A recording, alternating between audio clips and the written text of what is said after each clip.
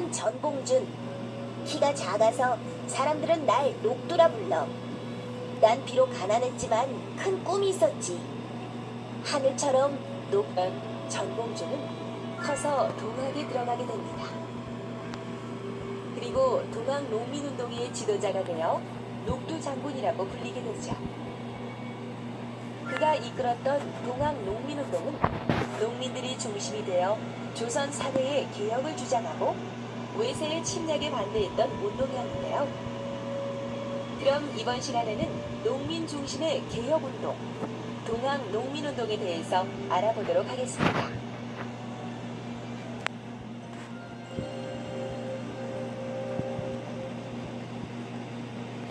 조선 후기, 탐관 오리들의 횡포가 계속되면서 농민들의 생활은 더욱 어려워졌습니다. 탐관 오리들은 세금을 내놓으라며 백성들을 못살게 굴었지만 먹을 쌀도 부족한 백성들에게 세금 낼 돈이 있을 리 없었죠. 이런 백성들의 고통은 무시한 채 탐관 오리들은 세금을 내지 않은 백성들을 옥에 가두고 때리기도 했습니다. 이런 상황에서 동학의 사람이 곧 하늘이라는 인내천 사상은 백성들의 마음을 움직였고 농촌을 중심으로 널리 퍼져나갔지요. 이렇게 백성들은 양반의 수탈이 없는 세상, 사람답게 살 수 있는 세상을 꿈꾸었던 것입니다. 하지만 현실은 백성들의 이상과는 너무 멀리 있었지요.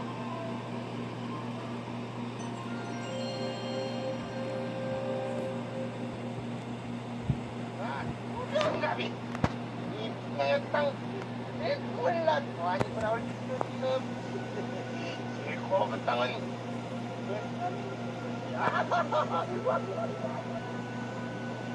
전라도 고구에 조병갑이 군수로 부임하였습니다.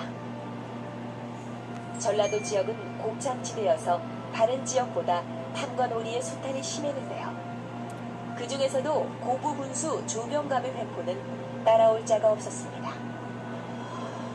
조병갑은 아버지의 공을 기리기 위한 송덕비를 만든다며 고부 백성들에게 천냥을 거두었지요.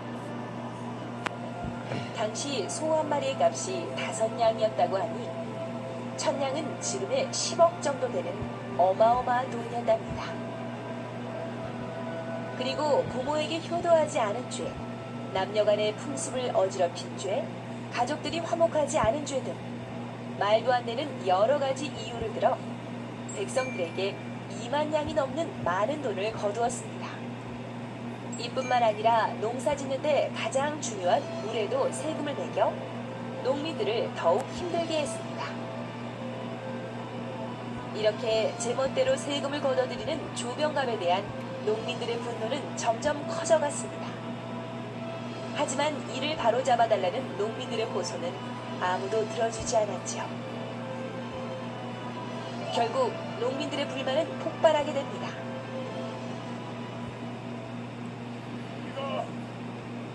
우리로서 벌게한 것은 본 것은 딴 데 있지 않고 상상을 도탄에서 구하고 나라를 반석 위에 올려놓기가 아니라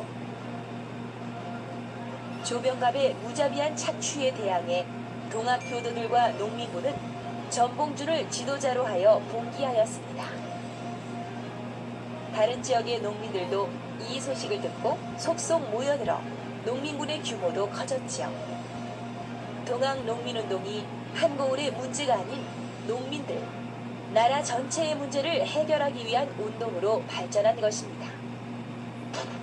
이렇게 일어난 전봉준과 동학 농민군은 황토현 싸움에서 관군을 물리쳤습니다.